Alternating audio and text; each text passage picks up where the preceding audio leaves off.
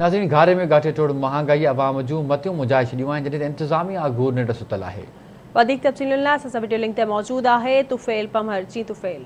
जी बिल्कुल, मुल्क में वधंदड़ महंगाई गरीब माण्हू जो जीअण जंजाल करे छॾियो आहे। अचे खंड ऐं घी जा रेट त हुई आसमान सां ॻाल्हियूं करण लॻा, पर हिन वक़्तु जेकॾहिं असां ॻाल्हि करियूं सब्जियुनि जी, त सब्जियूं बि हिन वक़्तु उन्हनि जा जेके रेट आहिनि उहे आसमान सां ॻाल्हियूं करण लॻा आहिनि। ग़रीब माण्हू गोश्त मच्छी खाइण त परे जी ॻाल्हि आहे, पर सब्जी बि ख़रीद करे नथो सघे। हिन वक़्तु जेकॾहिं असां टमाटे जी रेट जी ॻाल्हि करियूं त टमाटे जो जेको रेट आहे उहो डबल सेंचुरी बि क्रॉस करे हिन वक़्तु उनजो रेट 250 खां 260 रुपया हली रहियो आहे। ऐं उनखां अलावा भिंडी आहे, तूरियूं आहिनि, उन्हनि जो रेट बि 100 खां असांखे मथे नज़र अचे पियो। हिन वक़्तु असां साण मौजूदु आहिनि कुझु शहरी, अचो त हिननि सां ॻाल्हि ॿोल करियूं, हिननि जो छा चवणु आहे। बिल्कुलु, महांगाईअ जे करे ख़ासि तौर ते जेको दिहाड़ीदार मज़दूर आहे या पोरियत तबिको आहे उहो सख़्तु परेशान आहे।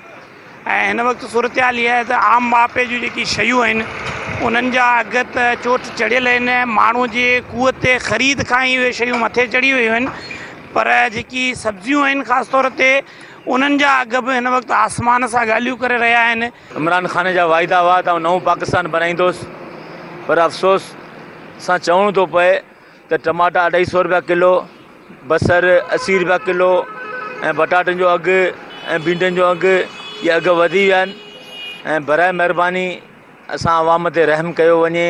अवाम ग़रीब बुख मरी वई आहे, दिहाड़ी कमाइण वारो माण्हू छा करे। हिते जी अवाम जो इहो ई चवणु आहे त मौजूदा हुकूमत मां असां इहा उमेद पे ज़ाहिर कई त हीअ हुकूमत अवाम खे को न को रिलीफ ॾींदी, महांगाई ते कंट्रोल कंदी, पर अफ़सोस सां चवणो थो पए त अवाम खे रिलीफ ॾियण त परे जी ॻाल्हि आहे, पर जेके रोज़मर्रा जे इस्तेमाल में थींदड़ शयूं आहिनि उन्हनि जा जेके रेट आहिनि उहे हिन वक़्तु आसमान सां ॻाल्हियूं करण लॻा आहिनि। असां हुकूमत खां इहो मुतालबो कयूं था त बराए महिरबानी हिननि रेटनि ते कंट्रोल करे हितां जी अवाम खे रिलीफ ॾियनि।